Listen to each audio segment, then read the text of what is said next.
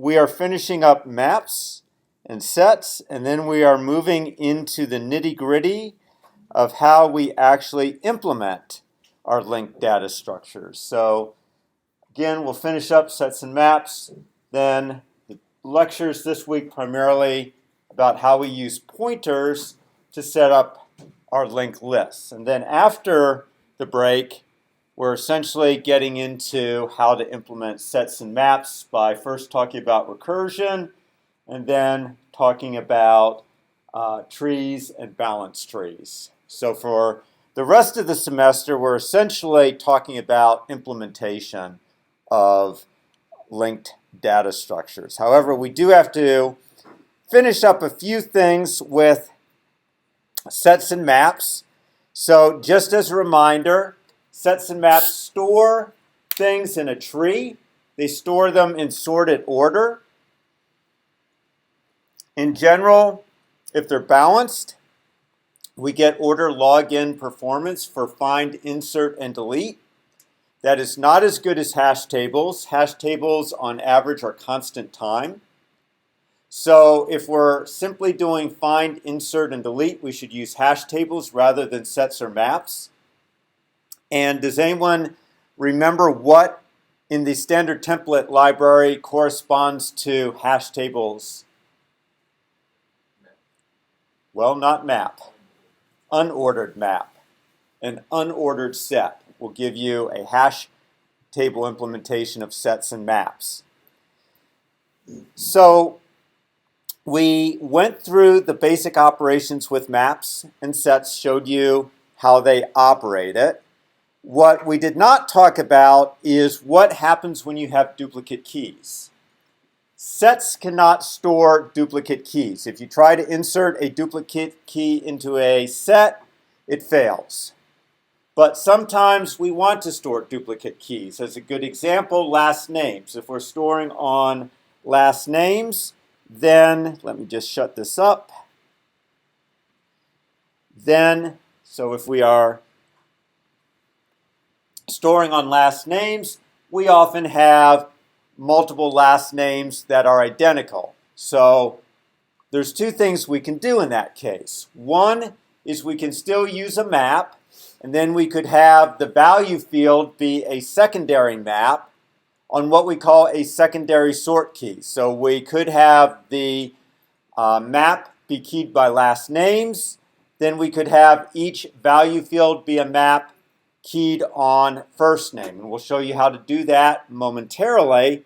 The other thing we can do is we can use a multi-map. And, okay. So with a multi-map, let's see, make sure that, I don't think Dr. Plank actually showed the example. Okay, well, I'm going to use in that case a multi-set, and the multi-map is very similar. Okay. Let's find the multi-set.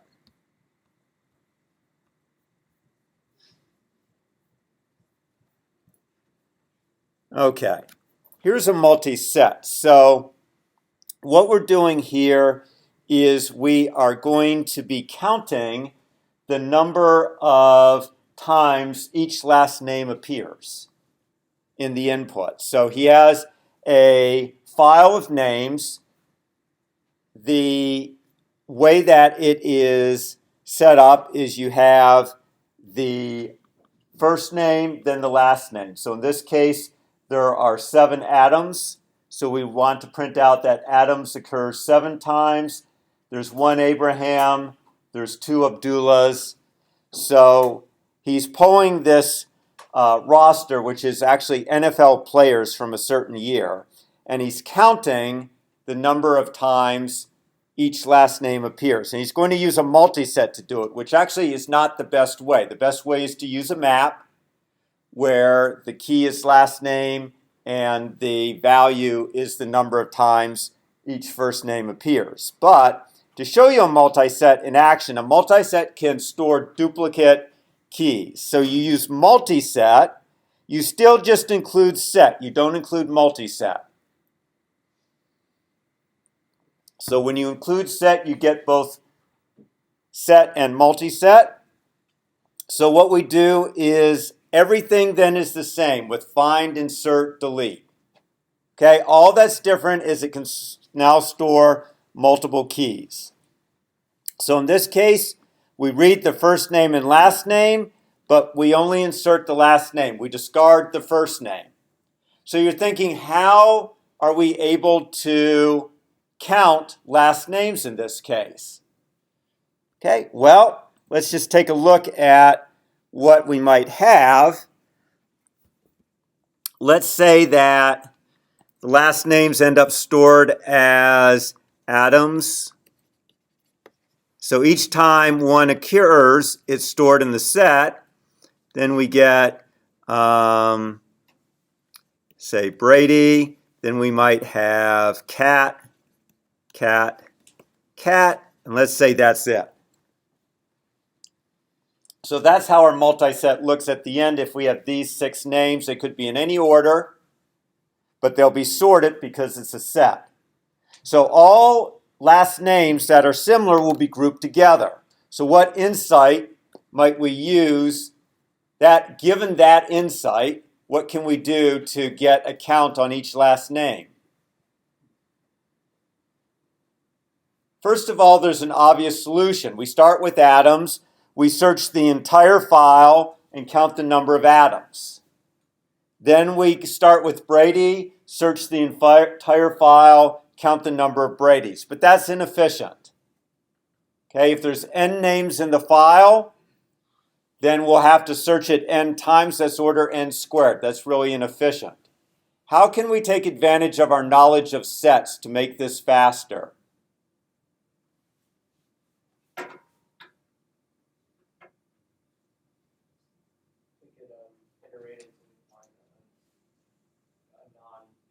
Very good.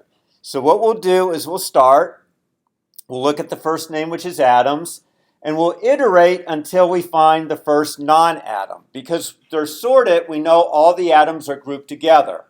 There can't be anything intervening between the two atoms because they're sorted. So we'll simply iterate and count the number of atoms we see, and as soon as we see a non-atom, we'll print out the number of atoms and switch to the next name. Then it's Brady, so we start counting Brady's. Immediately we come to a cat, so we print out 1 for Brady. Then we start counting our cats. We get to 3, and then we get to the end of the set, so we terminate and print out 3. So that's going to be our algorithm. So on a test, if I give you a problem like this and you try to iterate through the entire set every time, you'll get pretty much a 0 because you're not using a set the way it's supposed to be used. Okay? I would expect you to use the intelligent way of doing it. That's why we teach you these data structures. Okay? Because we want you to write efficient programs. So in this case, as the gentleman suggested, we're going to iterate through the entire set just once.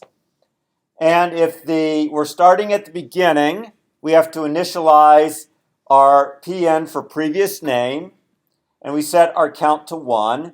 Otherwise, we're not at the beginning of the list.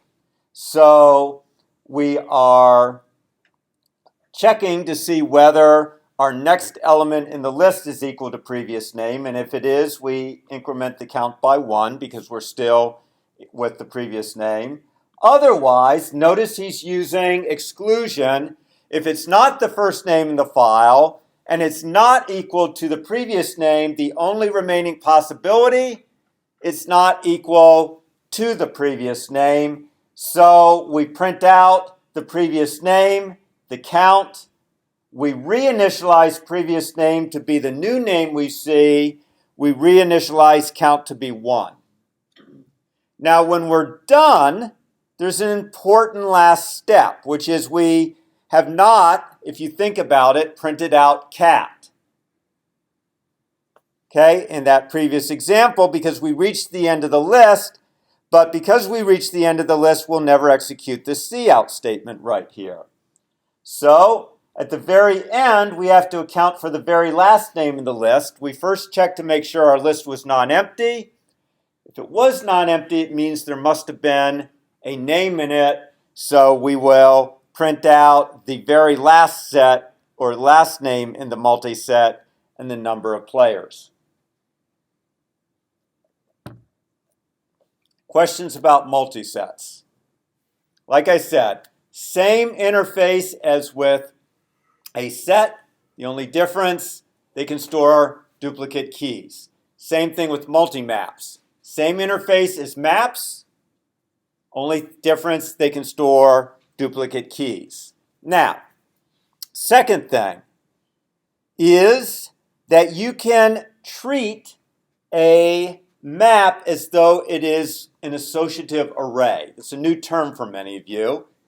Basically, an array, an associative array is like an array except being numerically indexed.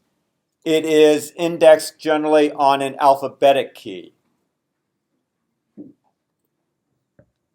So in this case, you can use array notation to access elements in a map. So for example, if I have a map,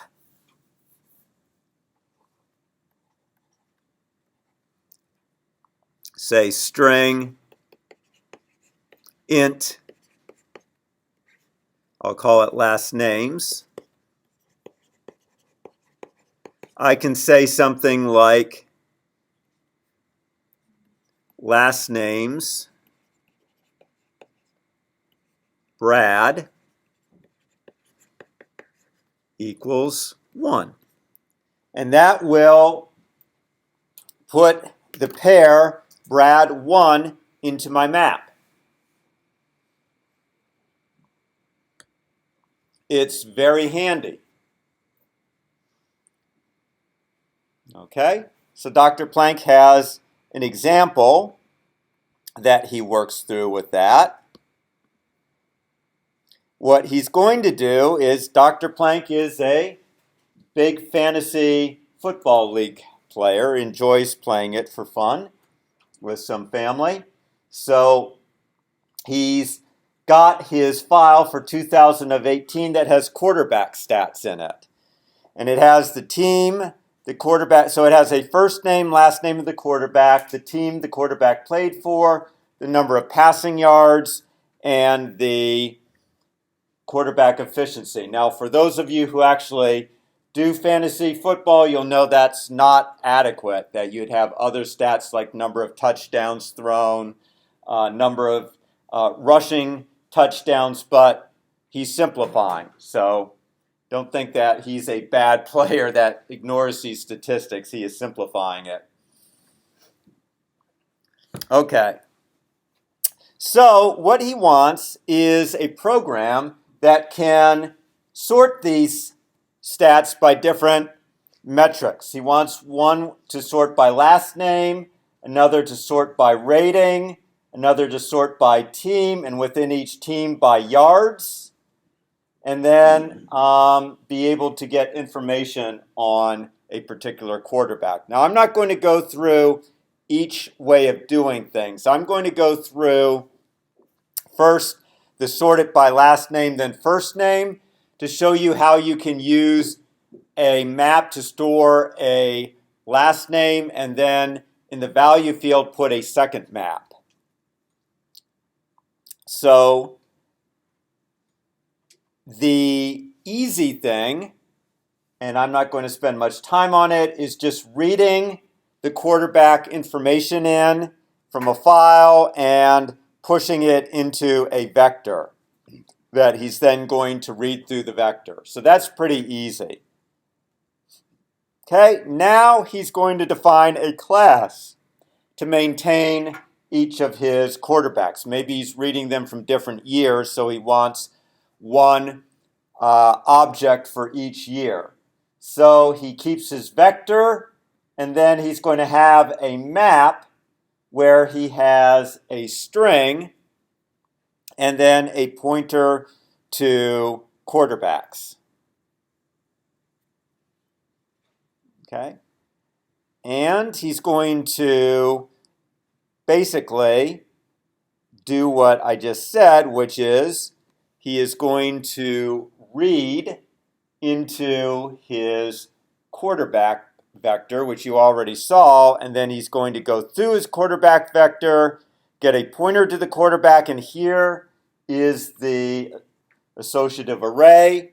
He is setting the name field to be a pointer to that quarterback. Now that's not yet using a map in the value field. We will get to that. Right now he's simply sorting by the last name of the quarterbacks. Okay? So he is now, I don't want to worry about find just yet. Okay, so you can also do a find using associative array syntax.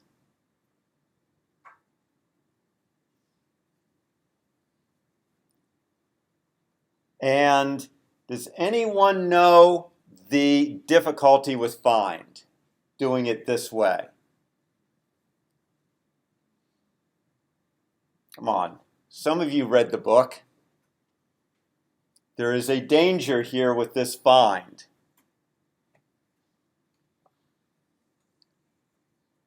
We're trying to find a quarterback, let's say, with the name Van der Zanden who played in the NFL.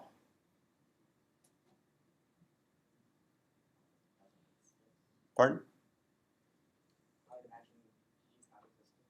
So the key's not there right now. What's going to happen? Pardon? Very good.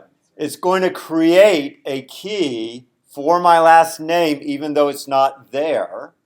And it's going to insert it into the map. Now it's going to return null because that's the default value for something that's not there in a pointer. The default value for a pointer is null. But the problem is it's going to look like I was in the file. And I wasn't. So you have to be very careful with using associative syntax because, so we're going to put pitfalls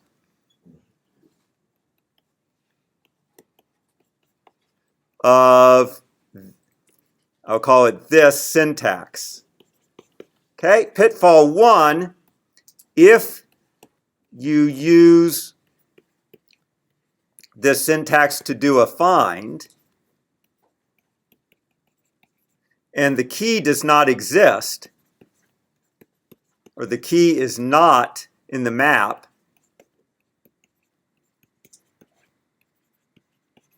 then the key is added, then a entry is created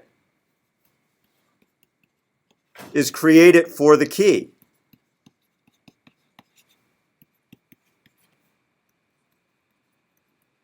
With a default value, which is then returned.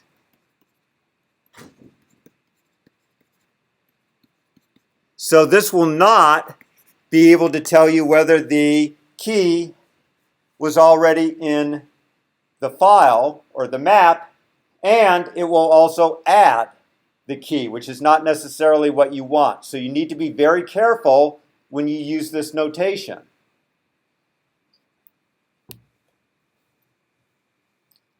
So that's pitfall 1.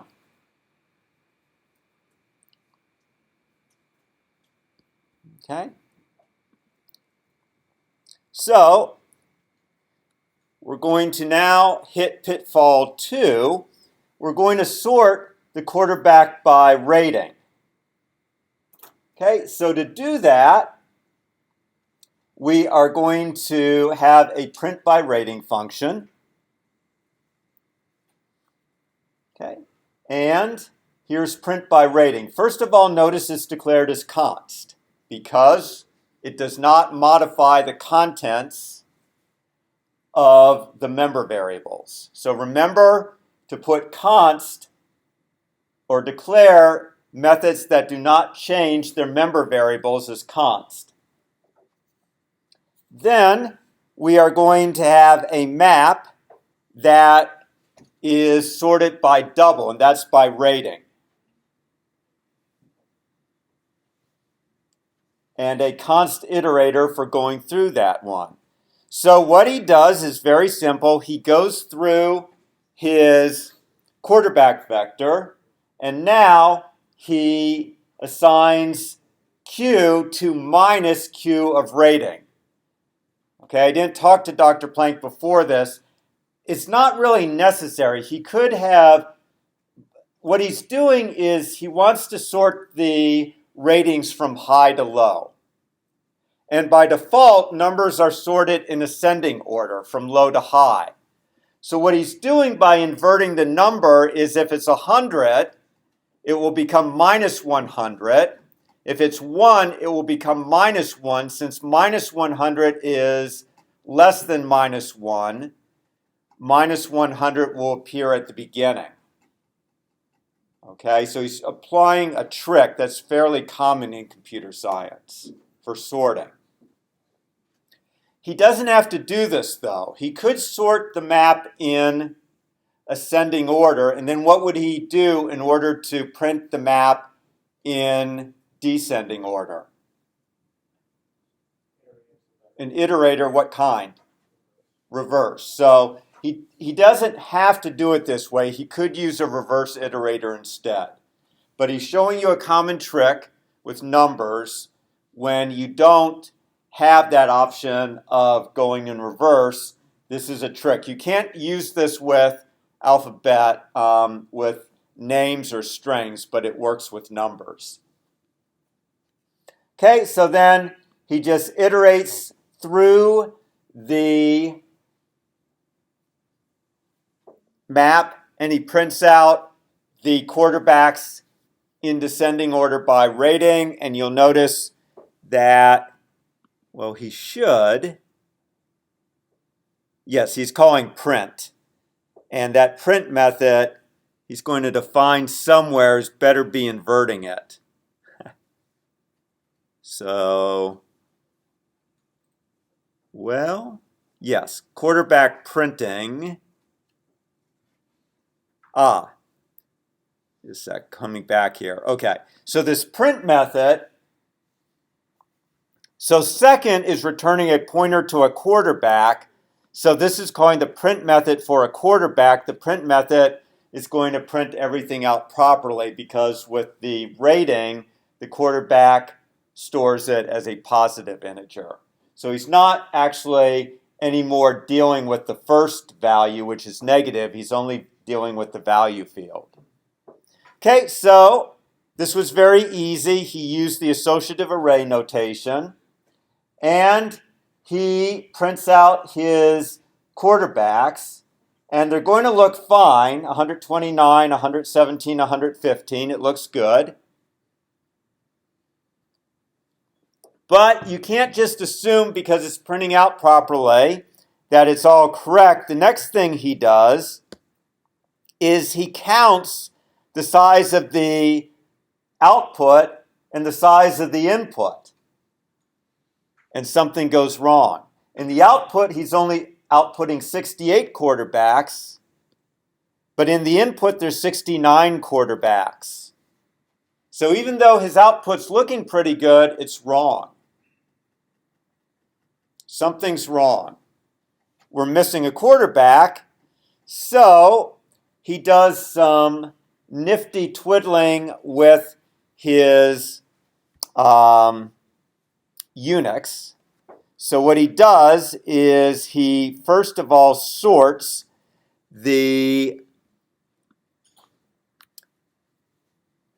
things by last name. So he's going to sort the input by last name, and then he's going to sort the output by last name, and then he's going to do a diff. And when he diffs them, I'm not going to go into the details, but when he diffs the two files, he finds that the missing quarterback is Andy Dalton. So what he did, he sorted each of the two files by last name, which you can do using the sort command in Unix. And I don't want to go through all the details, so that's why I'm skipping over quickly. And he finds Andy Dalton is missing, so he looks up what Andy Dalton's information is, and he finds Andy Dalton's efficiency rating is 89.6.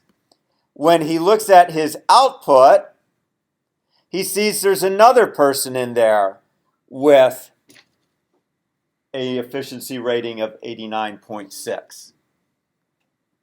So what do we think went wrong in our code based on what we see here, the fact that someone else is there with the same rating?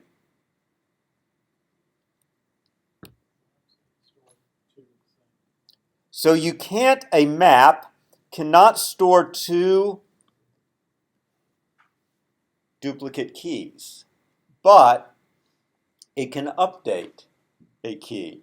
So when the first key in was for Andy Dalton, but then later came the efficiency rating for Mar10. And basically it updated that with the pointer to Mar10. So the second time it didn't fail, it succeeded. But it was no longer an insert. So this is the second pitfall you have to be conscious of when you're using that notation, which is that when you say something equals, it only creates a new entry if the key does not exist.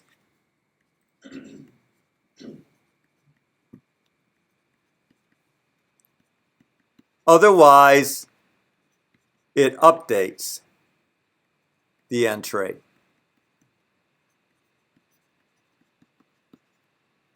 So you have to be careful when you're using a map as an associative array and you think you're inserting into it. If you have duplicate keys, it doesn't work properly because the second time you see the duplicate key, it updates the new entry, or it updates the entry rather than throwing an error or giving you an error. Okay, so you have to be careful about insertion using the square brackets. And if you suspect that there are duplicate keys like there were here, you would have to use a multimap. So here's his example using the multimap. He's doing exactly the same thing, except notice he can't use the associative array syntax anymore. It only works with maps. You cannot use associative array syntax with multimaps. Doesn't work. Okay, why don't you think it would work with multimaps?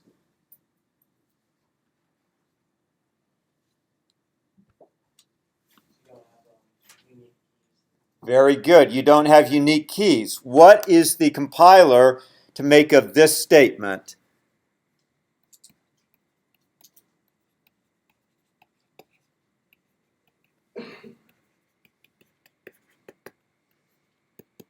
What if there are 5 Smiths in your multimap? Which Smith gets updated? There's 5 of them.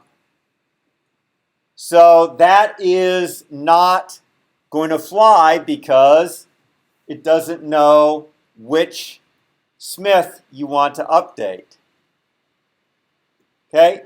So in this case, you would have that's why it doesn't allow the associative array syntax. Same thing for retrieval. If you tried to retrieve one, it wouldn't know which one to retrieve.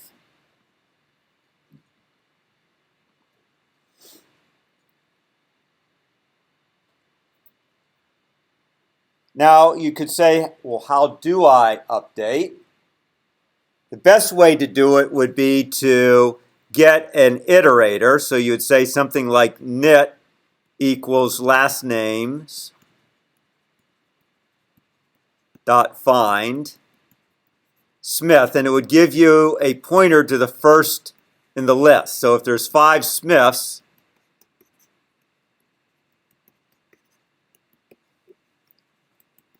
knit would point to this one. Then you could presumably go through looking for whatever you want. I'm not going to initialize it. In fact, what I'm going to say here is while, maybe knit. How do I want to do this?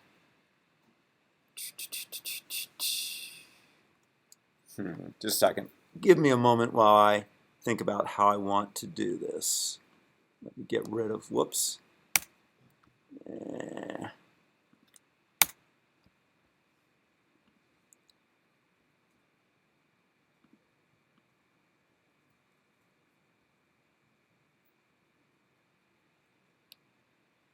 Wish I didn't have such a small. Let's make it bigger. There we go.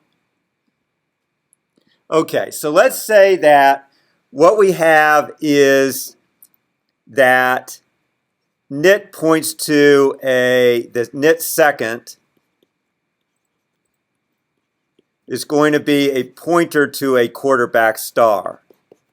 And we have a first name. So what we would say is while knit second, and that points to a quarterback, so maybe first name. Maybe we want to update the one that's Brad.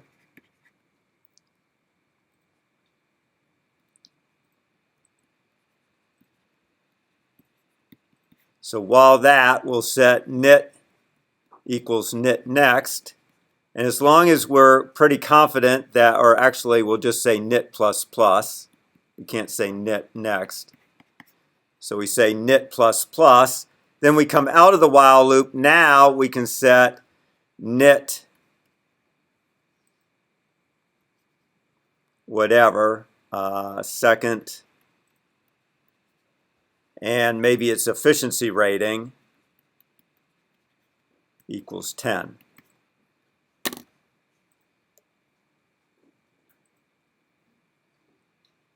So since it's not unique, you would do a find to get a pointer to the first of the duplicate keys. Then you would iterate through the duplicate keys till you found the record you were looking for. Then you would update that record. Okay, so it's more difficult with a multi-map than it is with a map. But it makes sense because there's duplicate entries. Questions about that? Okay. So, let's see if we have anything more. Don't think we have. I think all the other ones.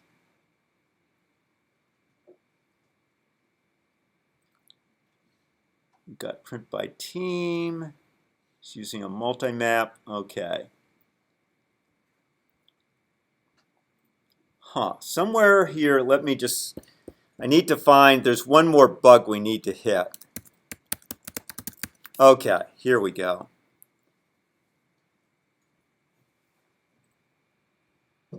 So, with print by name, he is going to create, so print by name is supposed to be implemented so that you print the last name, and then if there's a tie, you sort by first name. First name is called a secondary sort key, and last name is called the primary sort key. And what he's going to do is what I suggested earlier. The first key is, or the string is going to be last name, and then for each last name, he's going to keep a map of first names. sort it by first names. Okay? So now he doesn't have to worry if last names are duplicated, because they will be. We know they're duplicated. And you can see something cute. He can actually treat a two-level map as though it is a multidimensional array. So he simply accesses the last name and then secondarily by first name, and he assigns a pointer to that quarterback. Now we are making one important assumption here. Can someone tell me what our important assumption is based on what we just talked about? Yes. There's no duplicate first names. Very good. We're assuming there's no duplicate first names. Otherwise, we're still losing quarterbacks.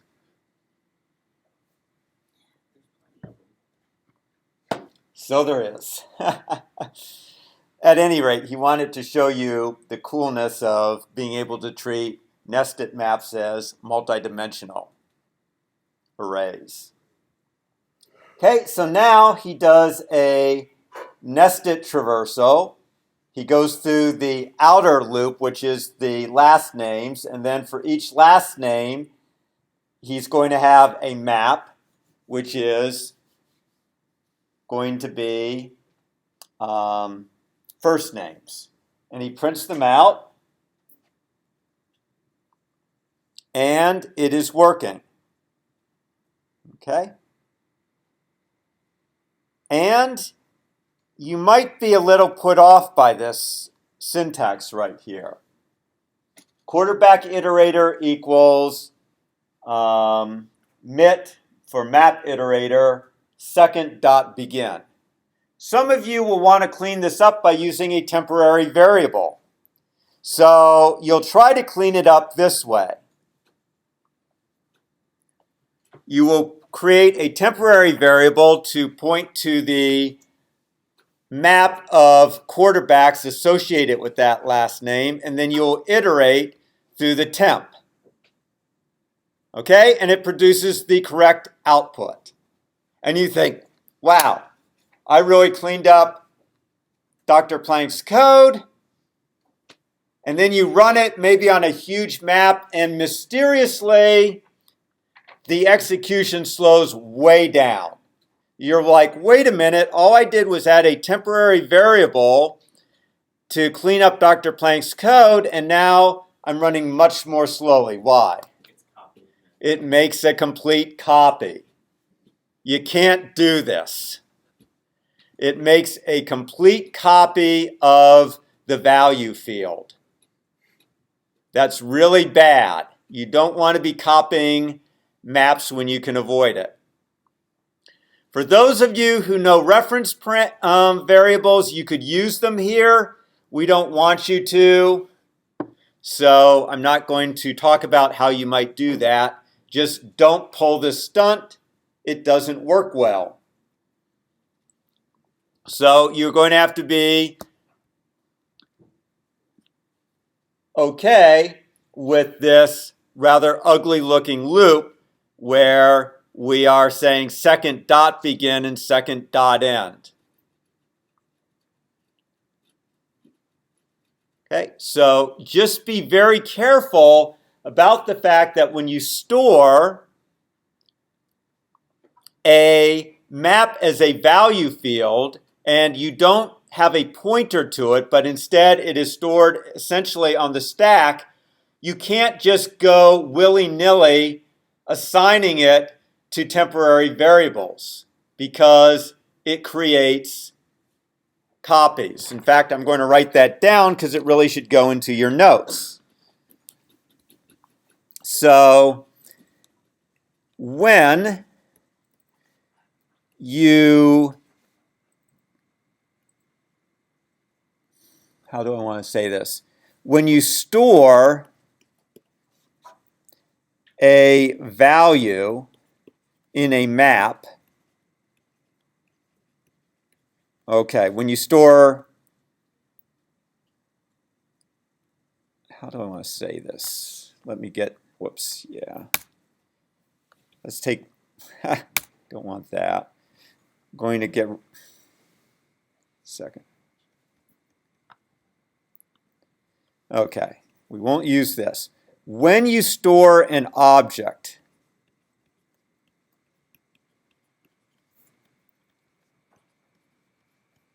rather than a pointer to an object,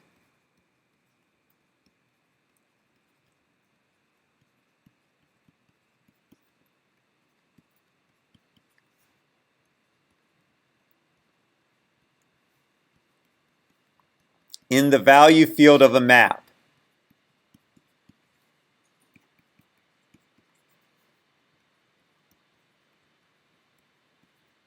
do not use temporary variables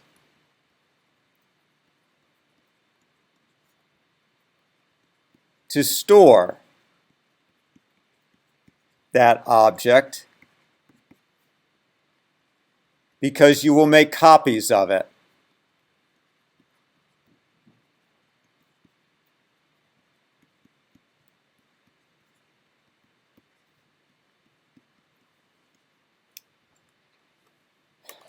So if you really are uncomfortable with having to go with the syntax he showed you, then use pointers to objects. It's okay to make copies of pointers. It's not okay to make copies of objects. Okay, so this is a really important point. Pardon? I still haven't gotten the notes down yet. Okay.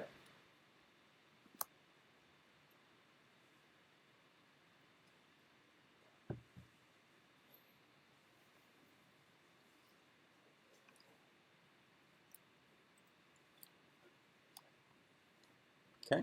Okay, go ahead.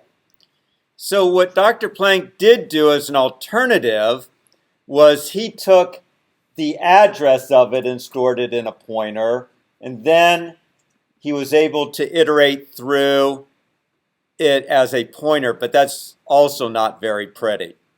So here he had a pointer, he took the address of that object, then he was able to again iterate through it, but it's also not very pretty. So you're just reduced to some ugliness if you store objects in the value field. Okay? Last thing, this is true of both insert and for both map and sets.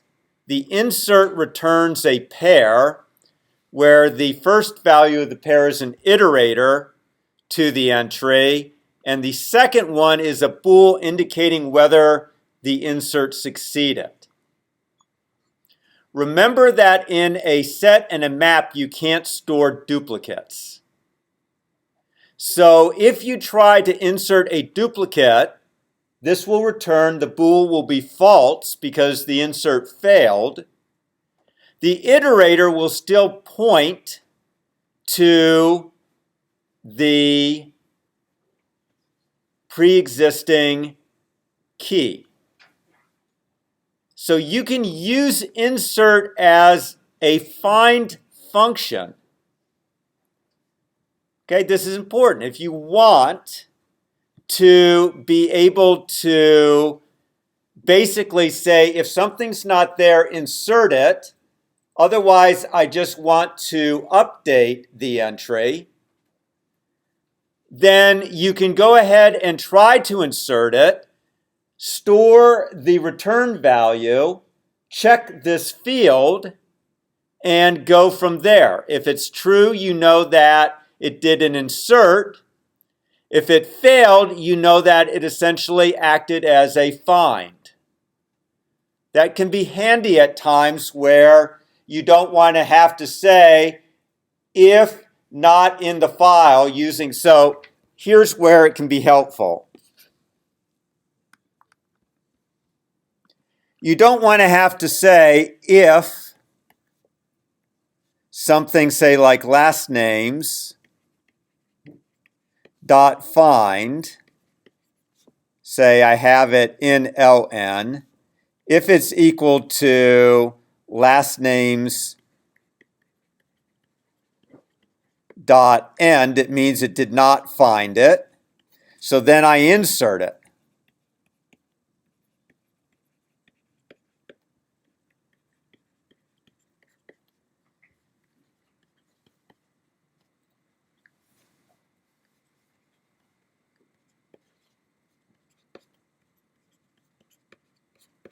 Okay, so that's kind of inefficient. We do two log n operations. One is a find, one is an insert.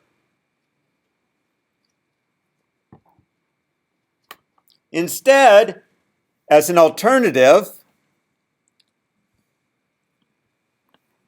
this way is better.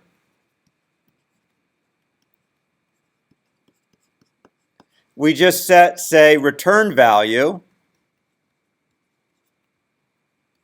equals last names dot insert,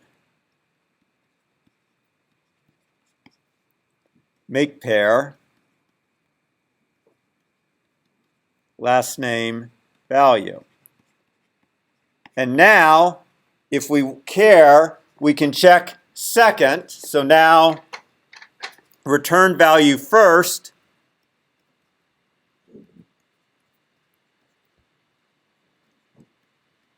points to the entry, and return value second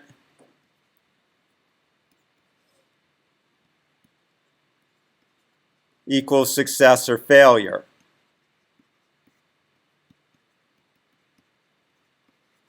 Okay, so that is simply a nice way to avoid two log n operations. Using insert essentially is both a find operation and an insert. So don't do it this way. This way is inefficient. Do it the second way.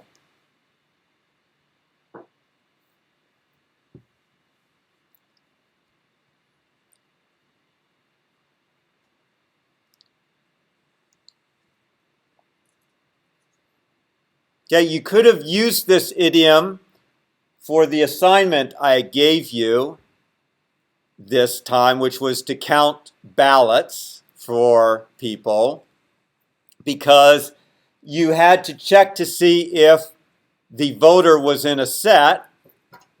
If the voter was in the set, you did not allow the person to vote a second time. If they were not in the set, you wanted to add them to the set. So instead of doing it this way, the first way, you could have done it the second way, just done the insert, then checked the return value, and if it failed, what would you have done? You try to insert the voter into the set and it failed. You don't let them vote. So if it says insert succeeded, you let them vote. If it failed, you don't let them vote. Plus, if the insert succeeded, they're now in your, quote, voter list. So I don't expect you to have done it this second way, but now I'm telling you this is another trick that's pretty cute.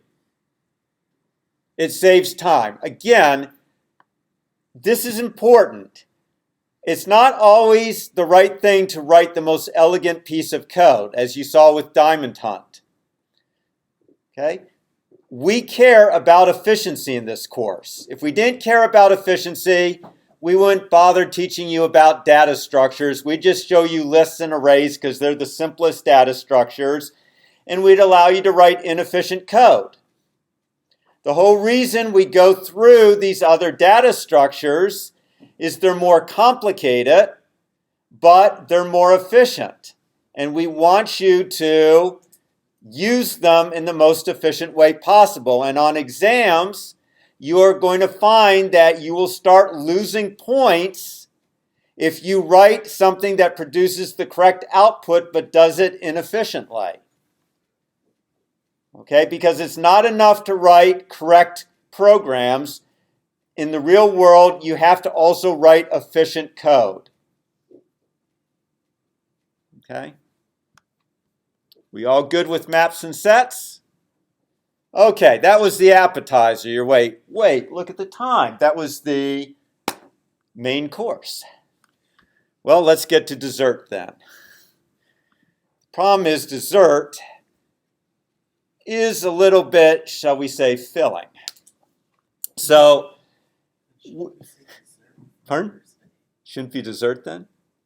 Yeah, shouldn't it be a main course? Right, that's why I said that was kind of the appetizer, but it was a big appetizer. Okay. So we're going to start on the easy type of linked data structure, which is a list. So we're moving back from, so now you've seen the APIs for every data structure we're going to use in this course. Okay, we started with vectors, then we showed you hash tables, then we showed you lists and DQs, then we showed you maps and sets. Those are all the data structures we're going to use in this course. Actually, we're also going to use stacks, but stacks are a special kind of list. And they're very easy. Okay? So we're now going to move into how these data structures, these linked data structures, are implemented using pointers. So you're about to get a full-on helping of pointers for the rest of the semester. So we're going to start by talking about how to implement lists, and we're going to go with a stack, which you should never implement as a list. You should implement it as a vector. Okay, if you're wondering what a stack is, it is what is called a last in, first out, or LIFO queue. It means that whatever was the last item put in is the first item you take out. It's like a stack of trays or a stack of dishes. You put the dishes on top of each other. The first dish you take off is the last dish you put on. Okay? Obviously, in the real world, you wouldn't use it at a grocery store. People would be pretty ticked off. But works well in some other things. Like if you're reversing a list, a stack is the way to go. So there's two operations on a stack that we really care about. Push to add a new element to the end of the stack, and pop to return the top element and remove it from the stack. Okay, the standard template library has a stack data structure, and it takes any value for simplicity because Dr. Plank doesn't want to get into templates. He's just going to assume that the stack is storing a string. Okay, so here is the full API. You can create a stack. You can pass, this is the copy constructor. Why do we know it's the copy constructor? Because it takes a stack as a const, and that's not, there's other functions that could take a const stack reference parameter. No return type, and it's named stack. It's the same as the class. So it doesn't return a type, same name as, so it's a constructor, but it's the copy constructor. Here is the assignment operator, so we can assign a stack. Here's the destructor. We want to be able to clear a stack. And then our push and pop. Then a bool whether the stack is empty and the size of the stack. And as protected things, we keep a pointer to the top of the stack, and we keep the size of the stack. Okay, and what we are storing are stack nodes. This is a very common implementation for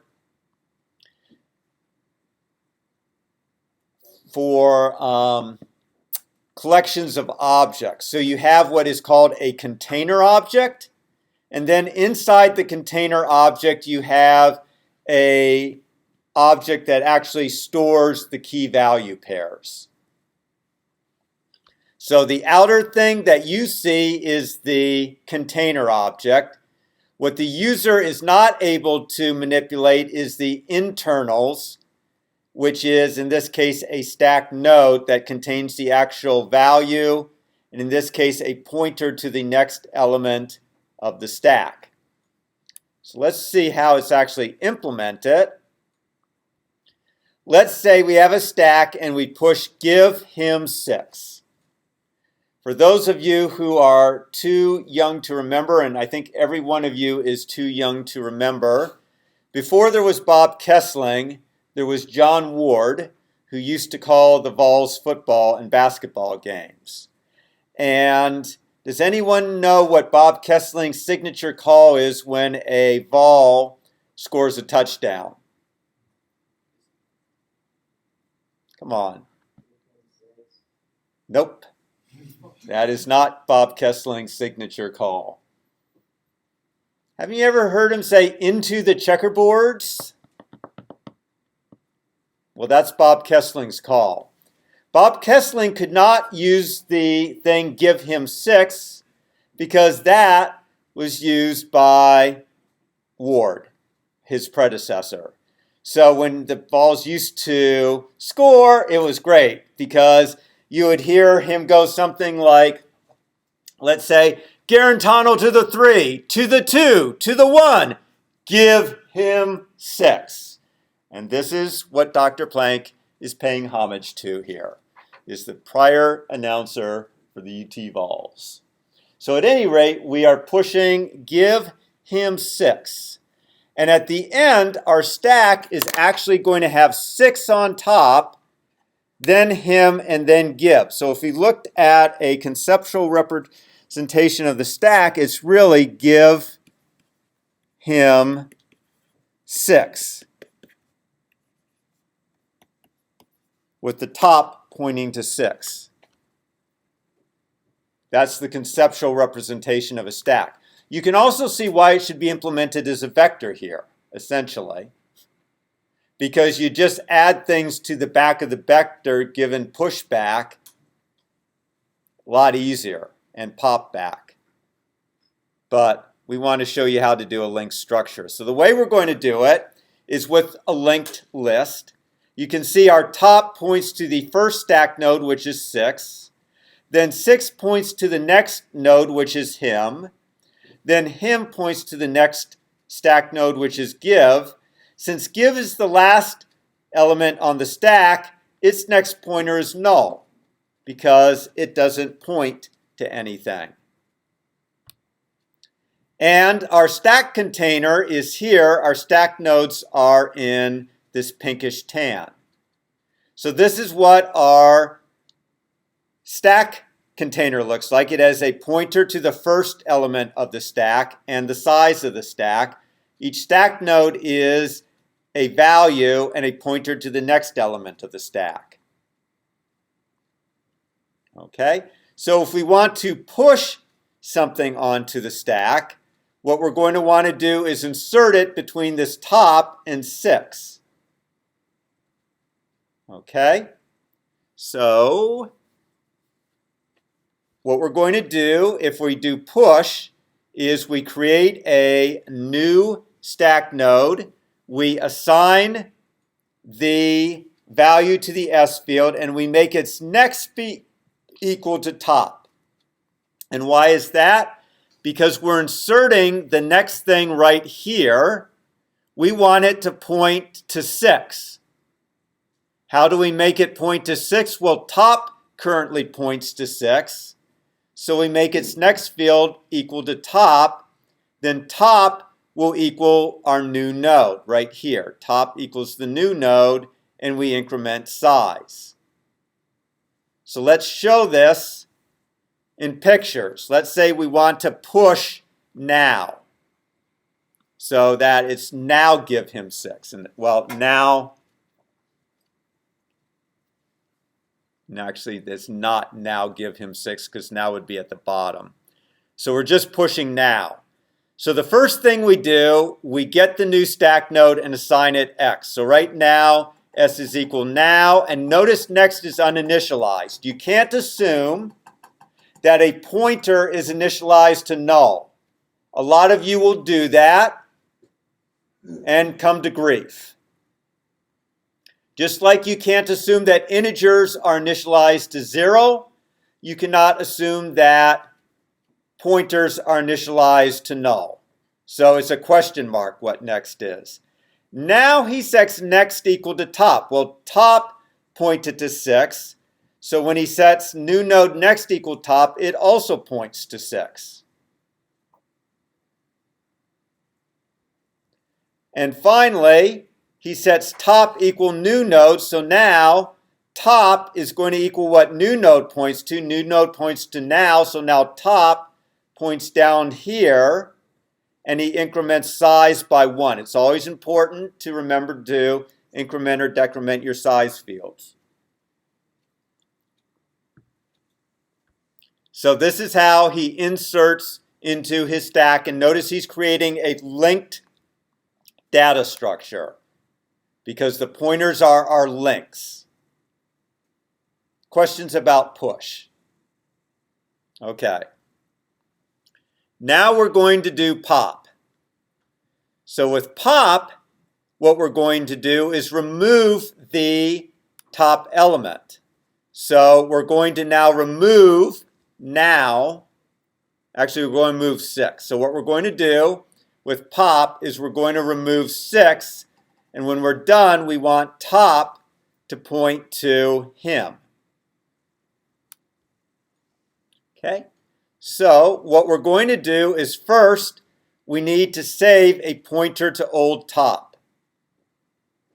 So we're going to say old top equals top. Then we're going to set top to be old top next. So we're going to make top point to him. And we're going to save the return value. So we save the return value of old top, and that is 6. Now we delete old top and decrement size, and we return value. Okay. So here's the code. Notice we first check to make sure that top is not null. If top is null, we have an empty stack. We don't want to try to do anything. Can anyone see what would happen if we don't have that conditional check?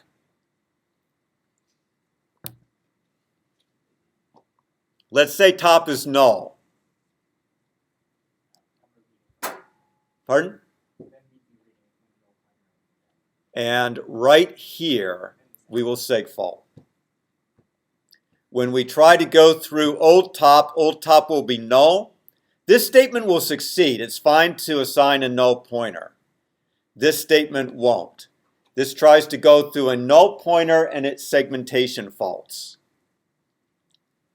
So we need to first check if it's null, then we do what you just saw. Now, why is it so necessary to do old top?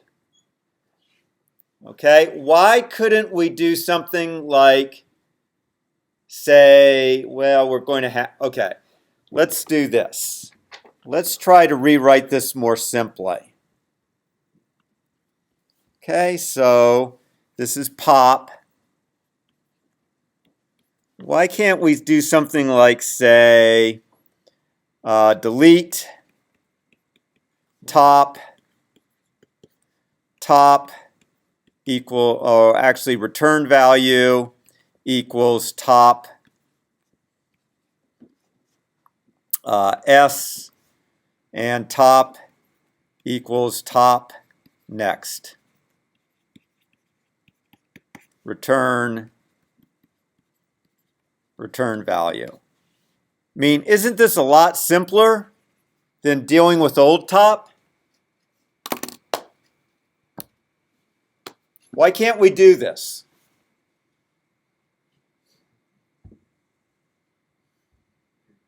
You're effectively dereferencing top after deleting. Very good. Top's been deleted. I can't reference it anymore. It's gone. there's no guarantee what the allocator has done with top. It's, for example, allowed to zero it out. If it zeroes it out, then it doesn't exist anymore. So you can't delete something and then try to access its contents. It's gone. So that's why we had to be using old top, and that's why we had to get the return value before we deleted it, because it doesn't exist after it's been deleted. Okay, and we couldn't say top equals top next and then say return value equals top string because we'd already moved top. So we had to save the return value, we had to reset top, and only when we'd done all that could we go ahead and delete it.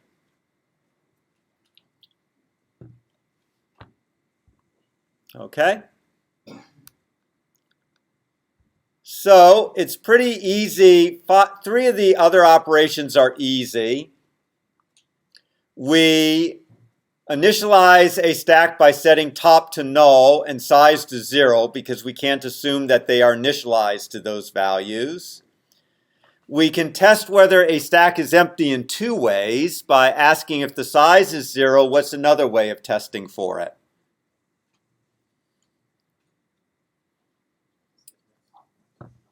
If the top is null.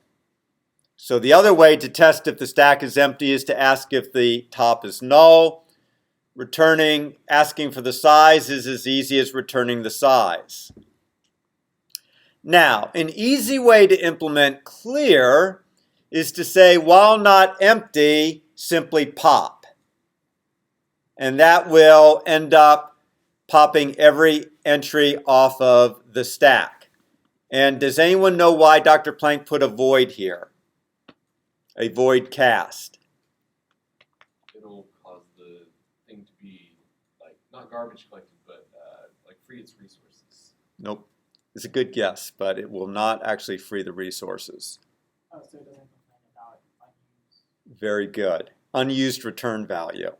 So what he's doing is shutting up the compiler, because pop returns a value that he's not using. The compiler will warn you about it. So he's just shutting up the compiler.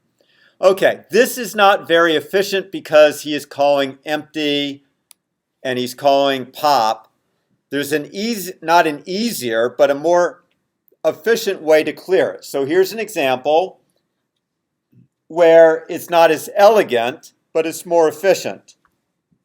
So what he's going to do is he's going to go through the stack one at a time, and he's going to delete each one. So let's say that he has top, and that points to some value, give, whoops, it should be 6. Next points to him, points to 6, which is null. And often you see a null pointer represented that way in a diagram with a curve or bent. So what he's going to do is he's going to get a pointer to it, which he's going to call next. So he is going to, each time he's going to get a pointer to the next item in the list.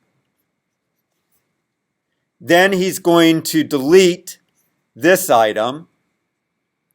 Then he's going to set top to be equal to next. Then he's going to do the same thing. He's going to move next over to here. He's going to delete top, and he's going to make top point to the same thing that next points to. Then he's going to move next, so that next is now pointing to null. He's going to delete 6. He's going to make top equal to next, and next is null, so he'll end. So that's what he does. He says, while top is not equal null, next he gets a pointer to the next element. He deletes top, which is the first element, and sets top equal to the next element. And he keeps doing that until top is equal to null. Because the last entry points to null, he sets size equal to 0. Questions about that? Okay, the destructor is easy, and this is the first time you've seen a legitimate use of a destructor in this course. Because you allocated memory using push, when you destroy a stack, you need to free that memory. Remember, any memory that you allocate, either in a constructor or during some of your methods, needs to be deallocated in the destructor. So that's what we're doing here before the list is thrown off the stack, well, off the call stack. What we need to do is call clear to free up all of our memory. Notice that clear deletes each of the stack nodes. So we have no memory leaks. Okay? We're going to stop at this point today. On Thursday, we're going to pick up with linked lists and with doubly linked lists. And that, so I'll see you on Tuesday.